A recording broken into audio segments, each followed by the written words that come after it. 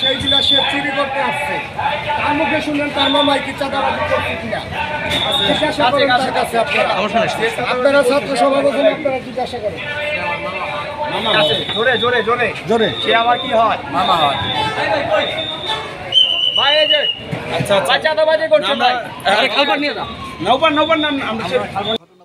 ঘটনাটা হচ্ছে ওরা হচ্ছে চাঁদা তুলে স্ট্যান্ডে, প্রতিদিনই চাঁদা তুলে। তো ওই চাঁদাগুলো হচ্ছে সরকার পতন হওয়ার পরে চাঁদাগুলোর নথিপত্রগুলো হচ্ছে অন্যত্র নিয়ে যেতেছিল। তো আমাদের ভলেন্টিয়ার আমরা যারা পরে দেখে আটকাই, তো ও বলে কি এগুলো হচ্ছে বিক্রি করবে, ও হচ্ছে নেশাপানি করে এগুলো বিক্রি করবে। তো সন্দেহ হয়, সন্দেহ হওয়ার পরবর্তীতে আমাদের ছেলেরা আটকায়। তো আটকানোর পরেই ও হচ্ছে আর কি পালিয়ে যাওয়ার চেষ্টা করে।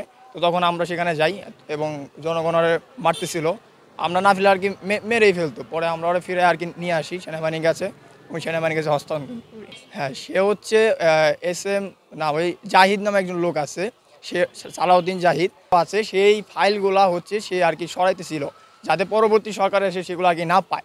তো সেগুলো আমরা ধরি এবং ধরে তাকে আমরা আইনের হাতে তুলে দিই, সেনাবাহিনীর কাছে তুলে দিই। মানিকগঞ্জে স্ট্যান্ডে, বাস স্ট্যান্ডে।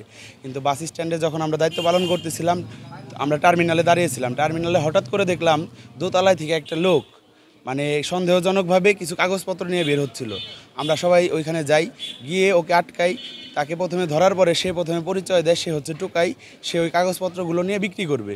তো আমরা যখন কাগজপত্রগুলো ঘোটাঘুটি করি, ভিতরে দেখতে পেলাম যে আগে যে সরকার ছিল সেই সরকারের অধীনে যে বাস টার্মিনালটা চলছে, সেই টার্মিনালে যত চাঁদাবাজ ছিল সব চাঁদাবাজদের একটা লিস্ট ছিল ওই জায়গায়।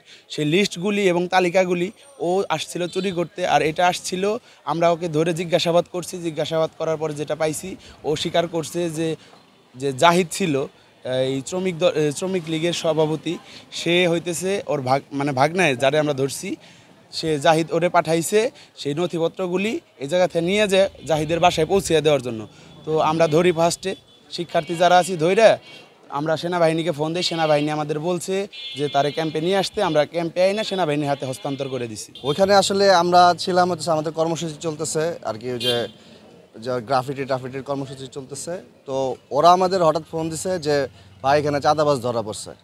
তো আমরা একটা টিম নিয়ে ওই জায়গায় যাই, যাওয়ার পরে দিয়ে ওরা ধরে রাখছে। তো ওদের কাছে ওরা স্বীকারোক্তি বের করছে যে এটা আগের যে দল ছিল আওয়ামী লীগ, তার শ্রমিক লীগের আর সেক্রেটারি জাহিদ তার লোক। তারপর আমরা দেখলাম যে নথি টথি প্রায় 1 বস্তা নথি, বিশাল মানে ফাইল আর ফাইল। আমি কয়েকটা ফাইল খুলে দেখছি যে ওই জায়গায় জাহিদের নাম আছে, বিভিন্ন ওদের যেসব কার্যক্রম সেগুলো আছে, চাঁদাবাজির যেসব জিনিসপত্র, এইসব জিনিসপত্র আছে।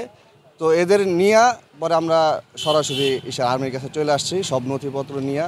তারপর ওই যে চাঁদাবাজ তাকে নিয়ে আমরা সরাসরি আর্মির কাছে চলে আসছি। মানে মূলত কি উদ্দেশ্য তোমাদের কাছে কি মনে হয়, আসলে কি হাইড করার জন্য অথবা ওদের এই অ্যাক্টিভিটিটা ছিল? মানে এটা তো আসলে ক্লিয়ার বোঝাই যাইতেছে যে এত নথি ও তো এগুলো আর কি বিক্রি করার জন্য না, যেসব নথি। হ্যাঁ, আগে তো অনেক চাঁদাবাজি হয়েছে, এটা সবাই জানে।